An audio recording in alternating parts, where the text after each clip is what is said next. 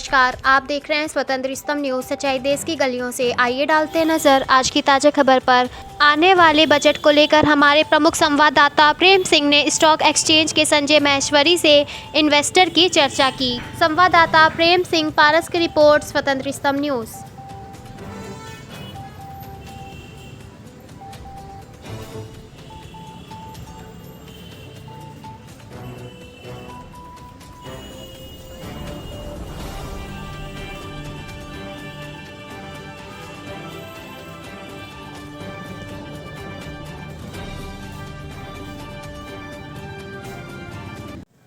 नमस्कार, मैं इस समय आया हूँ कानपुर महानगर में बजट यात्रा पर और हमारे साथ जो हैं बहुत ही अच्छी शख्सियत हैं। यूपी स्टॉक एक्सचेंज जो कि कभी हुआ करता था, आज नहीं है क्योंकि वो रीजनल स्टॉक एक्सचेंज था। यूपी में एकमात्र स्टॉक एक्सचेंज था। मैं मिलता हूँ यूपी स्टॉक एक्सचेंज के बहुत ही बढ़िया, बहुत ही पुराने इन्वेस्टर से। सर नमस्कार। नमस्कार सर, स्वतंत्र स्तंभ न्यूज में आपका स्वागत है। अपना परिचय दीजिए। मैं Sanjay Maheshwari, ex president UP stock exchange Kanpur में था और अभी भी एज एक्टिव मैं एपी हूँ अनलॉक वेल्थ सिक्योरिटीज लिमिटेड, जो इसका नाम हो गया पदम सिक्योरिटीज लिमिटेड से कार्य कर रहे हैं हम लोग स्टॉक एक्सचेंज बिल्डिंग में। मुझे कम से कम 1982 से मैं स्टॉक मार्केट में हूँ। बहुत ही लंबा एक्सपीरियंस है सर आपका। और बजट 1 फरवरी को आने वाला है। इस बजट के जरिए जो भी सरकार करना चाहती है, आप क्या अपेक्षा रखते हैं कि सरकार से कि क्या क्या वो करेगी? सर देखिए, अभी लास्ट 10 ईयर से मोदी जी की सरकार में बहुत डेवलपमेंट हुआ है और हमारे ये जो फाइनेंस मिनिस्टर हैं उन्होंने भी बड़े अच्छे कार्य किए हैं, बहुत डेवलपमेंट किया है और सेबी के आने से बहुत चुस्त दुरुस्त हमारा शेयर बाजार हुआ है, one of the best in world है। लेकिन अभी क्या लास्ट 6 महीने से जो शेयर बाजार है वो थोड़ा सा नीचे की तरफ जा रहा है, जिससे इन्वेस्टरों को थोड़ा भयभीत हो गए हैं, नाराज़ हो रहे हैं और उनको तकलीफ मिल रही है। और दूसरा क्या है, जो अपकमिंग इन्वेस्टर हैं या सैलरी क्लास है उनके हाथ में रुपया कम बच रहा है। तो सरकार को ये सोचना चाहिए कि हम कैसे जो मिडिल क्लास में जो लोग हैं उनके हाथ में रुपया पहुँचाएँ, जिससे कि वो शेयर बाजार में इन्वेस्टमेंट करें फ्यूचर के लिए। और दूसरा कि और F2 का जो पूरे दारोमदार है उनके कारण शेयर बाजार नीचे की तरफ अग्रसर होता चला जा रहा है, तो उस पर हम कैसे इंसेंटिव दें कि लोकल इन्वेस्टर और आए, और ये अभी बहुत कम है।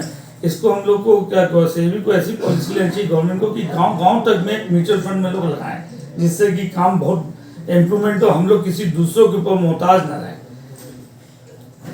बहुत बढ़िया संदेश है आपका। और बजट में ये जो आपने सरकार को अपनी राय दी है वो तो ठीक है, और बजट में कोई आपके हिसाब से जैसे कि इंफ्रास्ट्रक्चर की बात हो रही है, इस समय डिफेंस की बात हो रही है, फार्मा की बात हो रही है, इन सारे सेक्टरों में कहीं पे कुछ आप कहना चाहेंगे? पहला तो मैं एक बात बताना चाह रहा हूँ कि लास्ट ईयर से गवर्नमेंट ने जो शॉर्ट टर्म लॉन्ग टर्म को इंक्रीज किया वो ज़रूरत नहीं थी।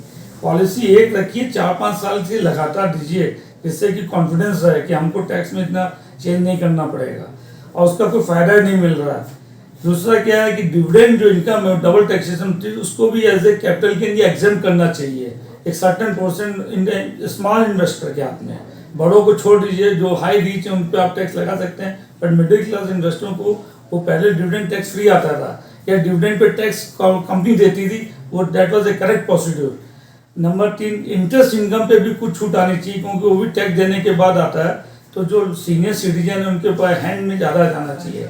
चौथा, लॉन्ग टर्म कैपिटल गेन पहले एग्जाम्प्ट था, उसमें 1-1.25 लाख खाली छूट मिलती है। इट इज़ वेरी, इन्फ्लेशन को देखते बहुत कम है। It should be increase up to 5 lakh पर पर्सन या पर इंडिविजुअल।